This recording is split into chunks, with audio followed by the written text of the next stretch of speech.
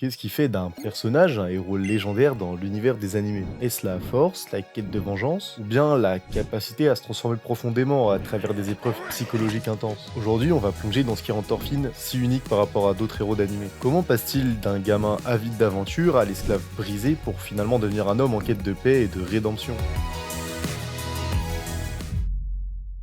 Tout commence avec un jeune garçon qui rêve de devenir un grand guerrier comme son père, Thors.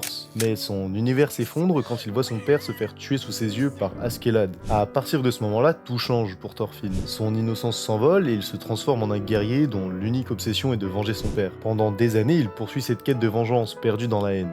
Il devient un combattant redoutable mais vide, incapable de ressentir autre chose que de la colère. C'est une descente aux enfers que l'on vit avec lui, une destruction lente de son esprit. Ce qui rend cette période encore plus intense, c'est la relation très complexe entre Thorfinn et Askeladd. Askeladd, c'est l'homme qui a tué son père, mais aussi une sorte de mentor involontaire. Il voit en Thorfinn un potentiel énorme, mais il sait aussi que ce gamin est complètement dévoré par la haine.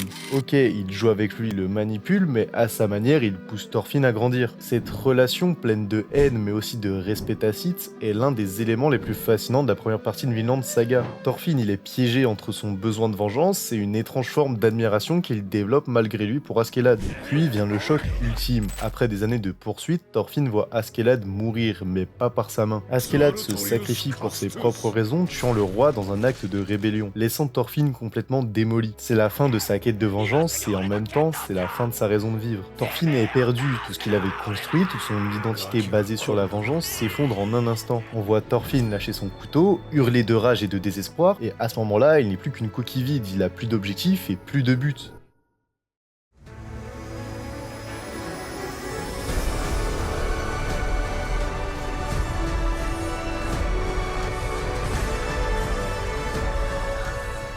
Dans la saison 2 de Vinland Saga, Thorfinn est vendu comme un esclave. On passe des champs de bataille aux champs agricoles. Mais c'est là que commence sa véritable renaissance. Thorfinn est forcé de faire face à son passé, à la destruction qu'il a causée, et surtout à la futilité de sa quête de vengeance. Cette nouvelle vie d'esclave devient en fait le point de départ d'une réflexion profonde. Sans bataille et sans ennemis, Thorfinn se retrouve à confronter ses démons intérieurs. Il se souvient des enseignements de son père Thors, qui prônait la paix et la non-violence. Petit à petit, il commence à comprendre que la vraie force ne réside pas dans la vengeance ou dans la destruction, mais bien dans la paix intérieure. C'est avec l'aide de Einar, un autre esclave avec qui il se lie d'amitié, que Thorfinn commence à se reconstruire. Il ne s'agit plus de violence ou de bataille, mais de trouver un nouveau chemin, un chemin de réconciliation avec lui-même et avec le monde. Il décide même d'abandonner l'idée de vengeance, de refuser la violence comme moyen de survie. C'est un choix rare pour un personnage d'animé, surtout dans un univers aussi brutal que celui de Vinland Saga. On voit un Thorfinn transformé qui aspire désormais à créer quelque chose de nouveau, à vivre pour bâtir plutôt que détruire. Il choisit la paix, même dans un monde qui ne cesse de tourner autour de la guerre. Il incarne l'idée qu'il est possible de sortir de l'engrenage de la violence, même après avoir plongé si profondément à l'intérieur. Ce qui fait de Thorfinn un personnage si unique, c'est qu'il traverse une évolution complète, de l'enfant rêveur au guerrier consumé par la haine, pour finalement devenir un homme en quête de paix et de rédemption.